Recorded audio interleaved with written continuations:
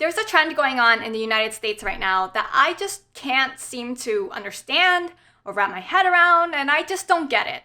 And it's that fewer and fewer people are choosing to get married. I don't get it. So can you guys just leave a comment below? Like, why do you think people are choosing to not get married? Or if you yourself right now are in a very happy and committed relationship, but you're not married, like, why do you choose to not get married? Like, let me know, because I don't get it. I have a coworker at work, and she and her boyfriend, they bought a house together last year. So both of their names are on a deed, and they both share the mortgage. And I asked her, do you guys ever plan to get married? Like, is that anything in your future plans right now? And no, they don't have any plans at all. Like, in her mind, she thinks that she can do everything a married couple can do. So what's the point of getting married?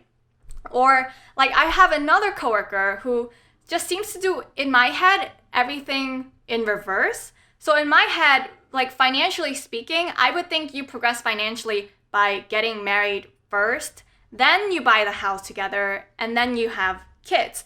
But he seemed to, in my head, well, that's the judging Annie speaking, he seems to have done everything backwards, which is he had the kid first with his girlfriend, and then they bought a house together, and then they planned to get married.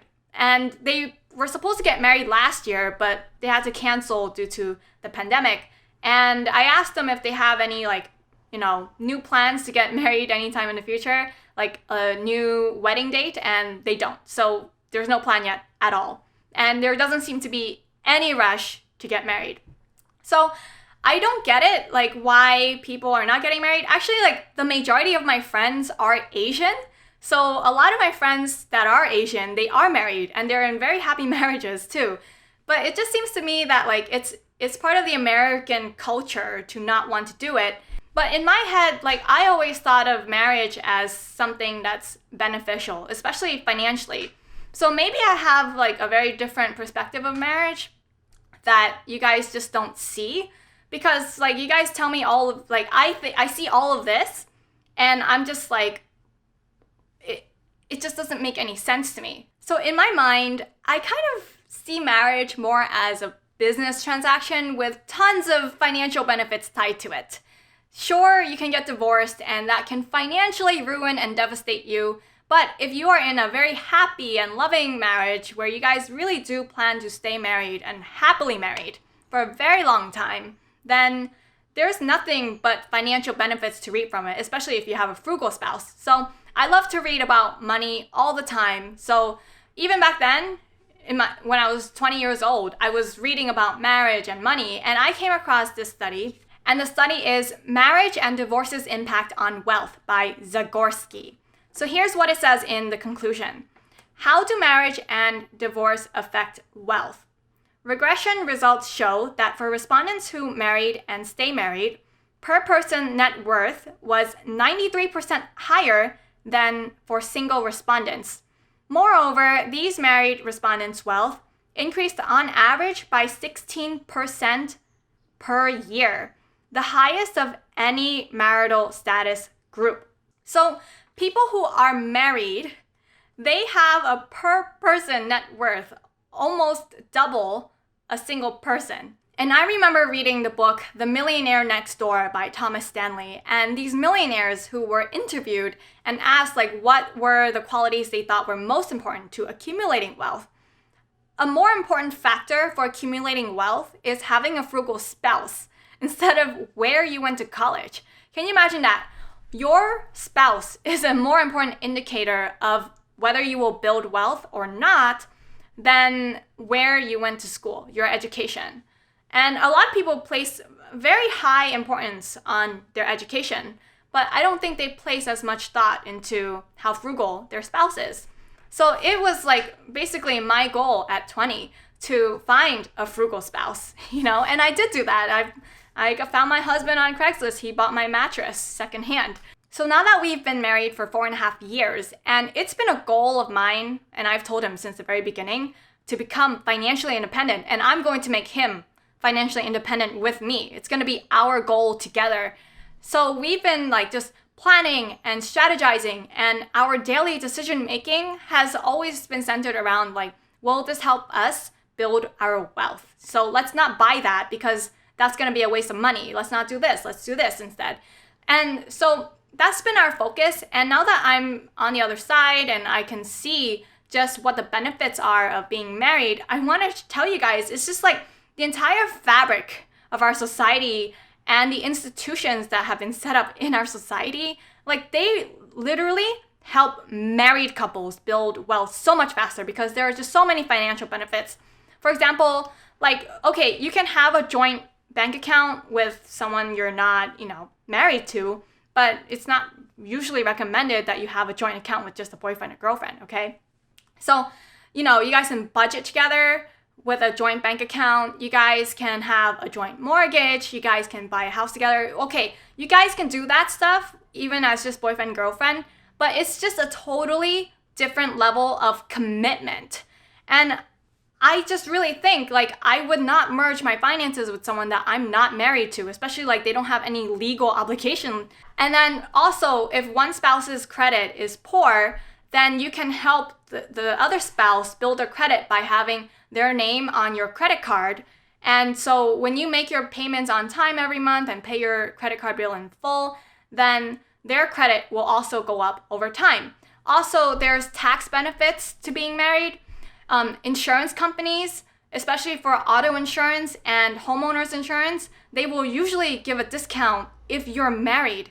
Our government has set up so many different tax policies to benefit married couples, from Social Security benefits to contributing to retirement accounts, especially if one spouse isn't working. Whereas if two people were single officially, they wouldn't be able to take advantage of that. Or even, estate tax. You get to avoid estate tax in case the spouse passes away, or even gift tax. So you can give money to your spouse because, you guys are married, you guys share the money. Versus if you gave like over $14,000 to someone who's not your spouse, aka your boyfriend or girlfriend, you're gonna have to pay a gift tax. Okay, so there's just a lot of different policies that are set up in our society that will benefit a married couple. And in my life, I can see just how much I've benefited from it. So in my personal life, I think the biggest benefit I've gotten is from economies of scale. So yes, a non-married couple can do this. They can have economies of scale. But I think it just goes really far because when you guys are committed and you guys share your finances together and you budget together, it's just on a different level. So economies of scale. Look, if you guys were two single individuals that were not living together, then you would need, let's say, 2 rice cookers, 2 blenders, 2 sofas, and so on and so forth, 2 cars, right? But because I'm married, I live with my husband all this time, then I get to take advantage of the fact that if I only need one item, so I only need one cutting board, I only need one pair of kitchen scissors, right? The fact that I only need one and I get to share it with him, I save money that way. So let's say like as a single individual, you spend $25,000 a year. So assuming that a couple should be spending times 2, right? $50,000 a year. If a couple spending $50,000 a year, the quality of life that you would get on $50,000 a year for 2 people is so much greater than the quality of life for a single person spending $25,000. Yeah, it's kind of weird. Like I see myself, I'm not spending that much more money than if I were single, but the quality of life that I have because I'm married and I share my life with my husband, is just so much better, like infinitely more better because of economies of scale. Another personal example of benefits that I get is immigration benefits. So in my example, I am the US citizen in our relationship and he's the immigrant, right? So you would think that I don't really benefit, but actually it is, yes, in my best interest because we share our finances, that he has a green card and is able to work freely anywhere he wants off campus. So my husband is still a student, and if he did not get a green card, he would not be able to work off campus. He would only be limited to earning money on campus, and after he finishes his degree, he would only get 1 or 2 years of OPT to work for an employer, and then he would get sent back to his country. Or he would have to work really hard to find a company that will sponsor him for a work visa. So it's been really beneficial for not just him, but the both of us that he has a green card because during the summers, so as a student, you only get a stipend for 8 months of the year. So for 4 months of the year, you do not get a stipend, right? So I've always told him in the summer, like, hey, I need you to get a summer job. You need to help out by getting a summer job to contribute to earning an income in our household, right? So because he has a green card, he's able to work anywhere he wants. Okay, he's not limited to just a school, which means that he's free to pursue other opportunities that will pay him more besides just working on campus. And also, after he graduates, he will have a better shot at finding a job because a lot of companies, when you are applying for the job, they ask like, are you a US citizen? Yes or no? Do you have a visa? Yes or no? They ask those kind of questions. So when he, checks the box saying that he's able to work with no visa issues, then he's more able to, I think in my eyes that he will have a better chance of getting a job than not having it because some companies will already right off the bat say, we don't want to hire somebody who's in that situation, even if they're really talented. So, I've already thought like that far off into the future, like when it comes to earning money, just how much it will benefit us. So that's another way that marriage has benefited the both of us. So yeah, guys, I really understand that there is definitely a lot of risk to getting married, especially if you get married to the wrong person and you end up with someone who just spends all your money and doesn't know how to budget or anything like that. Or, if there's always a risk of getting divorced and you guys will have to split your assets and maybe take on the other person's debt, who knows? But then, I also think, in my head, if you want to have anything great in life, that's worth having, you need to take a risk. Okay? Anything in life, not just marriage, anything in life that is worth having, it requires risk. So if you want to build your wealth and have a great and happy marriage, sometimes you're just going to have to take that step.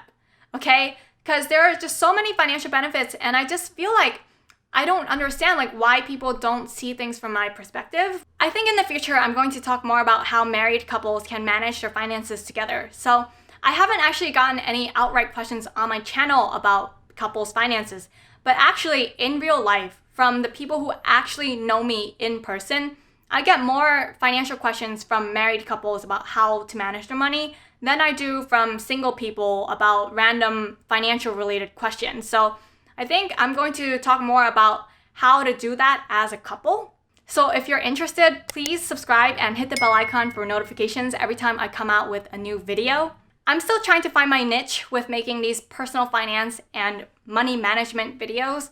But honestly, maybe I think I will go in this direction because I think this is a very real problem, considering that money is the #1 cause of divorce. So I think it's a real problem that I would like to contribute solutions to. And, I'm in a very happy marriage right now with finances are very good. So I think this is what I'm going to do for now. I don't know exactly the direction that this channel is going, but this is what I'm going to do for now. So please subscribe and I will see you guys next time. Bye.